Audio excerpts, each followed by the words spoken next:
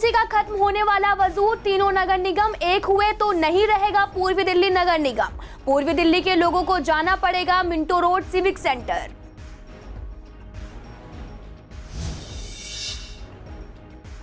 तीनों निगमों के एक होने पर कराए जाएंगे चुनाव। पूर्वी दिल्ली की जनता ने कहा यह अच्छा फैसला, निगम का पैसा भी बचेगा।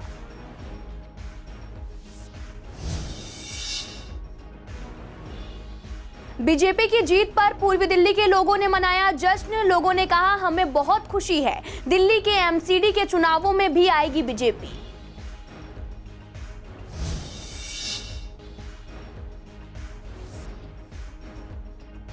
मंडावली पुलिस ने एक मकान पर की छापेमारी। मकान में चल रहा था जिस्म फरोशी का धंधा। 3 महिला समेत 4 आरोपियों को किया गिरफ्तार।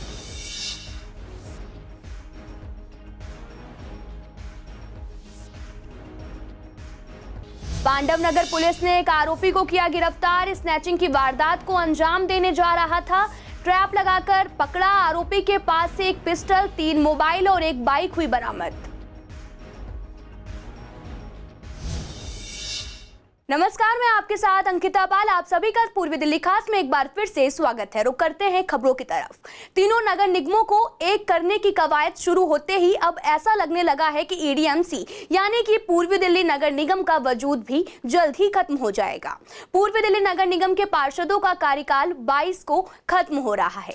पिछली बार 2017 में 23 अप्रैल को चुनाव हुए थे और 26 अप्रैल को नतीजे आए थे, लेकिन पूर्वी दिल्ली नगर निगम की पहली मीटिंग 22 मई को हुई थी।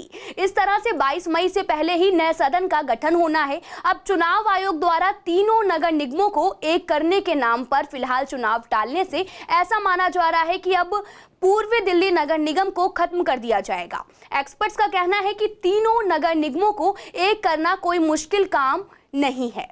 दिल्ली नगर निगम एक्ट 1957 में संशोधन करके जिस तरह से नगर निगम को 3 हिस्सों में बांटा गया था, उस संशोधन को खत्म करके फिर से नगर निगम को एक किया जा सकता है।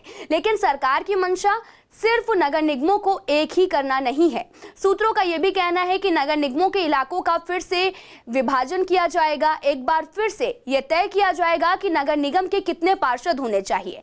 उसके आधार पर इलाकों का डिलिमिटेशन होगा और उसके आधार पर ही इलाकों का रिजर्वेशन भी होगा, यानी कि कितने और कौन से इलाके महिलाओं के लिए हैं या फिर अनुसूचित जाति के लिए रिजर्व होंगे। इसके अलावा यह भी कहा जा रहा है कि पार्षदों को ज्यादा अधिकार दिए जाएं। ये मांग भी की जा रही है कि मेयर का पद सिर्फ 1 साल के लिए नहीं होना चाहिए, बल्कि उसका कार्यकाल ज्यादा होना चाहिए। यह भी तय किया जाना चाहिए कि नगर निगम को फंड कौन और कैसे देगा। इन सारी बातों को तय करने के लिए समय चाहिए। इसलिए यह माना जा रहा है कि दिल्ली के चुनाव आयुक्त का यह भी कहना है कि 5 से 7 दिनों बाद चुनावों की घोषणा की जाएगी। गलत साबित होगा और साथ ही अभी निकट भविष्य में दिल्ली नगर निगम के चुनाव नहीं होंगे। माना जा रहा कि नगर निगम को मई में भंग कर दिया जाएगा और साथ ही उपराज्यपाल को उसका प्रशासक बना दिया जाएगा। यह भी तय है कि अगर नगर निगमों को एक फिर किया जाता है तो ईडीएमसी का मुख्यालय भी पड़पड़गंज में नहीं रहेगा। अब तक ईडीएमसी का मुख्यालय जिस ऑफिस से चलता है वह कभी डीएसआईडीसी का ऑफिस होता था, उसे वापस कर दिया जाएगा और पूर्वी दिल्ली में नगर निगम के 2 जोन होंगे, यानी कि शाहदरा साउथ जोन और शाहदरा नॉर्थ। इनको कार्यालय जोनल ऑफिस से ही चलेंगे और साथ ही अगर किसी को मुख्यालय में काम है तो उन्हें मिंटो रोड के सिविक सेंटर ही जाना होगा, जहां अभी दक्षिण और उत्तरी दिल्ली नगर निगम का ऑफिस है। दिल्ली एमसीडी चुनावों को कुछ समय के लिए स्थगित कर दिया गया है। चर्चा है कि तीनों निगमों को पहले एक किया जाएगा, उसके बाद चुनाव कराए जाएंगे। इस पर जनता का कहना है कि अगर ऐसा होता है तो ये काफी अच्छा रहेगा। इससे सभी एमसीडी को जो समस्या है उनसे निजात मिलेगी और कर्मचारियों को भी काफी राहत मिलेगी। सरकार का जो खर्चा सभी मेयर और चेयरमैन पर सैलरी को लेकर होता है वो कम होगा। ये होना अच्छा फैसला है। आज से 15 साल पहले जब शीला दीक्षित जी को पता था कि वो दोबारा आने वाली नहीं है, इसके ब्रेक तभी कर दिए थे उन्होंने। वो आगे की ज्ञाता थी कि इस तरह 3 टुकड़े हो जाएंगे तो कॉरपोरेशन कभी भी जो है एक साथ होकर के अच्छा काम नहीं कर पाएगी, इसलिए इसको ब्रेक किया गया था। और अगर इसे एक साथ जोड़ दिया जाता है तो दिल्ली के लिए और यहाँ के लोगों के लिए बहुत अच्छा होगा। 3 जगह डिवाइड होने के बाद एक अगर मजबूत है और एक कमज़ोर है तो उनकी उनका धन बल एक जगह आकर के मिलेगा। ये पहले डिवाइड कर दिया गया था, अब एक साथ हो जाएंगे। तो एक अगर अच्छी कमाई कर रहा है, एक इस जगह सही नहीं कर रही है, तो इन तीनों को इकट्ठा होकर के एक जगह उस पूंजी को एकत्रित किया जाएगा। और जैसे गरीब आदमी का साथ बड़ा कर देता है, या मेरे पास या आपके पास पैसा है, आप मेरा भला करना चाहेंगे, तो दिल्ली स्टेट एक एकत्रित हो जाएगी। पूरी दिल्ली के लिए तो बहुत फ़ायदा। हमारे योगी जी, हमारे एमसीडी के जितने भी मेयर वेयर हैं सारे हैं, अगर एकजुट हो जाएं तो इस दिल्ली के अंदर इतनी तरक्की होगी शायद कोई बयान नहीं कर सकता। हाँ, दिक्कत तो है जी थोड़ी सी। अगर ये चाहें, अगर एक हो जाती है तो इतनी तरक्की होने के बाद जितने भी वेतन रुके हुए हैं बच्चों के, या कैसे पक्का करने के, फलाना करने के, या जिसके भी समझ लो, वो होने चाहिए। अब ये बहुत बढ़िया है, बढ़िया हो रहा है। मुझे तो बहुत अच्छा लग रहा है इस बारे में, और मैं जो है जितनी तारीफ़ करूं उतना कम है। हमारे क्या होगा इससे बहुत सारी, मतलब मैं पहले से देखता जा रहा हूँ, मुझे जो है पहले से बहुत ज़्यादा प्यास लगता था, लेकिन अब तो इतना अच्छा लगता है, जवाब नहीं इसका। 5 राज्यों में हुए विधानसभा चुनाव के नतीजे आ चुके हैं, जिसमें 3 राज्यों में से बीजेपी को पूर्ण बहुमत मिला है और 4 राज्यों में बीजेपी ने जीत दर्ज कराई है। ऐसे में बीजेपी की जीत को लेकर पूर्वी दिल्ली के लोगों ने जीत का जश्न भी मनाया। लोगों ने कहा कि हमें बहुत खुशी है। जहां एक तरफ कुछ लोगों का कहना था कि बीजेपी की सरकार नहीं आएगी, लेकिन बीजेपी जीत मिली है और हमें पूरी उम्मीद है कि दिल्ली के एमसीडी चुनावों में भी बीजेपी की सरकार ही आएगी। देखिए, सबसे पहले तो प्रधानमंत्री नरेंद्र मोदी जी का और योगी जी का, उत्तर प्रदेश की जनता ने और देश की जनता ने दिखा दिया विकास कार्य। विकास की जीत है और बुलडोजर बाबा की जीत है।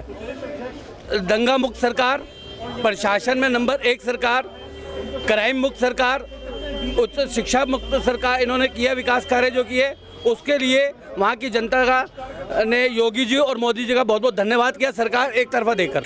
यह यूपी में महिलाओं की जीत है। आज महिलाएं जो यूपी में सुरक्षित हैं, ये उसकी जीत है। ये हमारे योगी बाबा जी की जीत है। ये क्राइम जो होता था पहले, टूटी चोर सरकारें जो चलाती थी, ये उसके खिलाफ जीत हुई है। यूपी की जनता का मैं बहुत बहुत धन्यवाद करता हूँ। बहुत ज़्यादा खुशी है, क्योंकि मोदी जी ने जो करके दिखाया है वो शायद ही युगों युगों तक कोई नहीं कर सकता। मोदी जी ने हमारे लिए इतना बढ़िया लीडरशिप दी है कि अगर आज की डेट में भी अगर हम दूसरा कोई नेता चुनेंगे तो हम अपनी किस्मत को इतनी दूर ले जाएंगे कि रोएंगे। उत्साह तो आप देख ही रहे हैं, उत्साह तो बस लड्डू फूट रहे हैं मन के अंदर, बोला नहीं जा रहा। दिल कर रहा है योगी जी के जाके चरणों में पड़ जाए और उनके चरण धो के पिए। दुनिया कह रही थी योगी जी हार जाएंगे, बहुमत नहीं आएगा, क्लीन स्वीप आया, इसके आगे अब कुछ बोलने की जरूरत नहीं है। देखिए, पंजाब के जो आज के नतीजे आए हैं उसमें आम आदमी पार्टी की एक जो जीत हुई है उससे निश्चित तौर पे सब लोग स्तब्ध हैं, और ये एक अप्रत्याशित जो नतीजे आए हैं उसको लेकर के निश्चित तौर पे पार्टी में एक आत्ममंथन और चिंतन का एक बहुत आवश्यकता से अभी इसकी शुरुआत होने जा रही है। और कहीं ना कहीं ऐसा माना जा रहा है कि ये जो कैप्टन अमरिंदर सिंह जी को लेकर के जो एक निर्णय में लेने में जो देरी हुई, जिस तरह से वो 2 साल से बिल्कुल किसी कार्य में नहीं आगे आ पा रहे थे और सरकार बिल्कुल ही काम नहीं कर पा रही थी, निर्णय नहीं ले पा रही थी, उसका नुकसान जो इन चुनावों में देखने को मिला है। जिस तरह से चन्नी जी को बहुत कम समय मिला, और अगर ये समय पहले दिया जाता, पहले ये निर्णय लिया जाता, तो मुझे लगता है नतीजे बेहतर आते, हम लोग चुनाव आराम से दोबारा जीत के दोबारा सरकार बनते। खैर, पंजाब की जनता ने जो निर्णय लिया है उसको हम स्वीकार करते हैं। पूर्वी दिल्ली के मंडावी थाना पुलिस टीम ने एक मकान पर छापेमारी की और जिस्म फरोशी करने वाले गिरोह का पर्दाफाश किया है। पुलिस ने मौके से 3 महिला समेत 4 आरोपियों को गिरफ्तार किया है। पुलिस को मौके से कुछ आपत्तिजनक वस्तुएं भी मिली हैं और पुलिस ने आरोपियों के खिलाफ मामला दर्ज कर लिया है और आगे की तफ्तीश में जुट गई है। पूर्वी दिल्ली के पांडव नगर पुलिस ने एक आरोपी को गिरफ्तार किया है जो पांडव नगर और साथ ही गाजीपुर में स्नैचिंग की वारदात को अंजाम दे चुका है। पुलिस को सूचना मिली थी कि आरोपी पांडव नगर में फिर से स्नैचिंग की वारदात को अंजाम देने जा रहा था। उसी दौरान पुलिस ने ट्रैप लगाकर इस आरोपी को गिरफ्तार किया। पुलिस ने आरोपी के पास से 1 पिस्टल, 3 मोबाइल और 1 बाइक भी बरामद की है। आरोपी से 2 थानों के केस का खुलासा हुआ है और साथ ही फिलहाल पुलिस ने आरोपी को गिरफ्तार करके जेल भेज दिया है। दिल्ली नगर निगम चुनाव को फिलहाल स्थगित कर दिया गया है।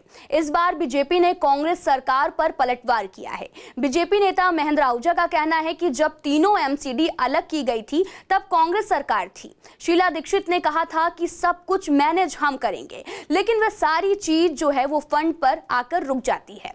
इसको लेकर एक बार फिर सरकार ने एमसीडी को एक करने के लिए ये फैसला लिया है। इसी पर कांग्रेस नेता अनिल चौधरी का कहना है कि चुनावों को टालना दुर्भाग्यपूर्ण है, सत्ता का दुरुपयोग किया जा रहा है और बीजेपी अपनी हार से घबराई हुई है।